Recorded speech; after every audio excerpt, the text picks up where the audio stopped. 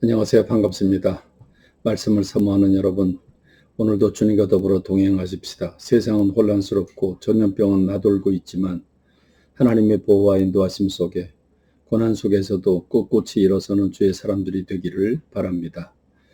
오늘은 신명기 20장부터 23장에 이르는 부분의 말씀을 통해서 우리가 이 세상을 어떻게 살아가야 하는지 그 방향과 갈피를 잡고 살아가는 우리가 되기를 원합니다.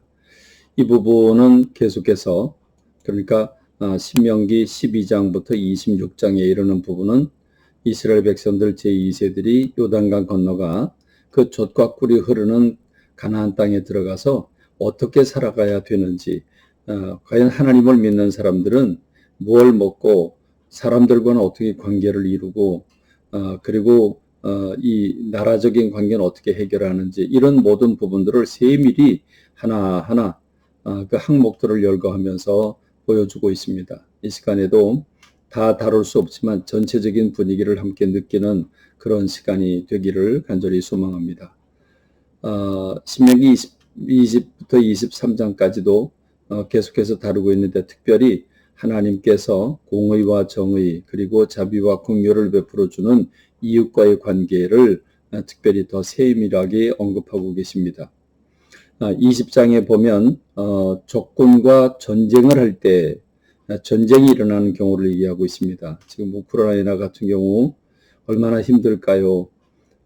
참 그 러시아라고 하는 거대한 나라가 자기의 땅덩어리에 만족하지 못하고 전략적인 요충지를 빼앗으려고 하는 그 참 욕심을 바라보면서 인간이 이렇게 완악하고 이렇게 참 잔인할 수 있을까 싶을 정도로 너무 속이 상합니다.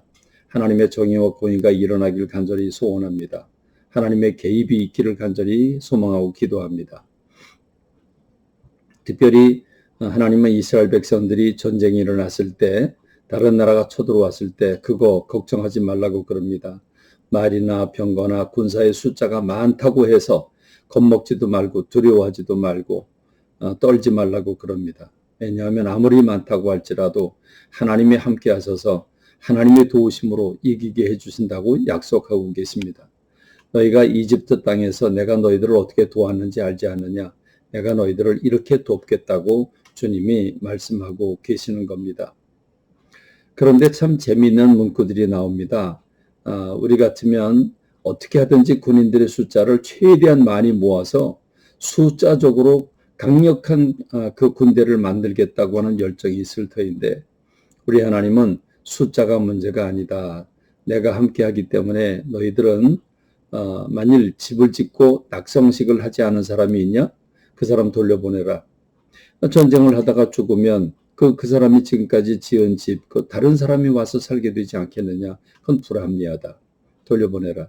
포도원을 짓고 포도 열매를 따먹지 못한 채 전쟁에 나온 사람이 있느냐? 돌려보내라.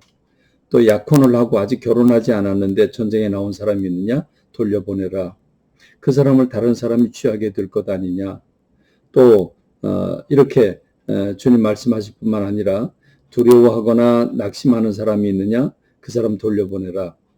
그 사람 자체가 두려워하고 떠는 가운데 전쟁에 참여를 하면 그 사람은 얼마나 불행하겠느냐?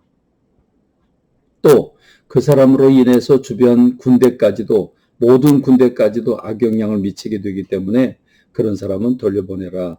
숫자가 문제가 아니다. 내가 너희와 함께한다. 또 하나님 말씀하십니다. 만일 너희가 전쟁을 하려고 하거든, 다른 나라를 공격하려고 하거든, 먼저 화평을 제안해라.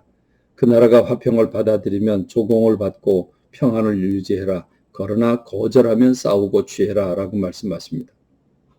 전쟁을 할 때도 그 집을 파괴하거나 또는 그 유실수들, 나무 열매 따먹을 수 있는 그 유실수들을 자르지 마라. 그대로 두어서 너희들이 활용을 해라 라고 말씀하고 계십니다. 만일 시체를 발견했는데 누가 죽였는지 그걸 모르느냐? 그러면 가장 가까운 성읍에 있는 장로들이 취해다가 죄사함을 얻게 하는 그 배려를 해줘라 라고 말씀하고 있습니다. 두 아내가 있느냐? 하나는 미워하고 하나는 사랑하는 두 아내가 있다고 한다면, 그러면 두 아내가 둘 다 아들이 있는데 그 아들 가운데 누구를 장자로 삼을 것이냐. 먼저 결혼한 미워하는 여인의 아들을 장자로 삼고 상속시 두 몫을 주라라고 말씀하고 계십니다. 우리는 사랑하는 사람에게 주고 미워하는 사람에겐 하나도 안 줄 것 같은데 하나님은 이런 배려를 하고 계시는 거죠. 패역한 아들이 있느냐 성문 앞에 끌고 와서 돌로 쳐라. 또 짐승이 길을 잃거나 옷을 잃거나 물건을 잃었을 때는 결코 못 본 채 해서는 안 된다. 반드시 원주인을 돌려주도록 도와주라 그럽니다. 남자는 남자의 의복을 입고 여자는 여자의 의복을 입어서 정체성을 가지라고 말합니다. 어미와 새끼를 함께 취함으로써 그 줄을 끊지 말고 동시에 취하지 말라, 죽이지 말라고 말씀하고 계십니다. 간음을 하거나 강간하는 사례는 돌로 쳐 죽여서 악을 제거해야 된다라고 말씀하십니다. 약혼하지 않은 처녀를 범했느냐 그는 그 여자를 끝까지 책임져야 할 것이라고 말씀하십니다. 같은 이스라엘 백성들끼리 그 돈을 꾸어줄 때 절대로 이자를 받지 말라고 말씀을 하고 계십니다.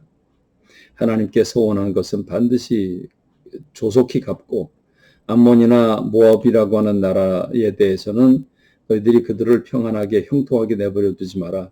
왜냐하면 출애굽할 때 너희들이 협력하지 않았기 때문이다. 하나님은 당신의 백성들의 편을 이렇게 철저히 드시는 걸 우리가 느낄 수 있습니다. 에돔 사람들은 에서의 후손이니 너희 형제다. 그걸 배려해라. 이집트 사람들 비호하지 마라. 너희들이 거기서 나그네로 살지 않았느냐 이렇게 말씀하고 있습니다. 이스라엘은 절대로 창녀나 남창이 있어서는 안 된다. 그걸 죽여라 이렇게 말씀하고 계십니다. 거룩하게 하는 법을 주실 뿐만 아니라 이웃 사람들에 대한 따뜻한 배려를 하고 있습니다. 우리가 사람 관계를 살아가면서 우리가 윤리와 도덕을 지키고 또 공의를 행하며 자비와 긍휼을 베풀고 이웃 사람들에게 따뜻한 마음을 가져야 한다고 하는 것을 보여주고 있습니다.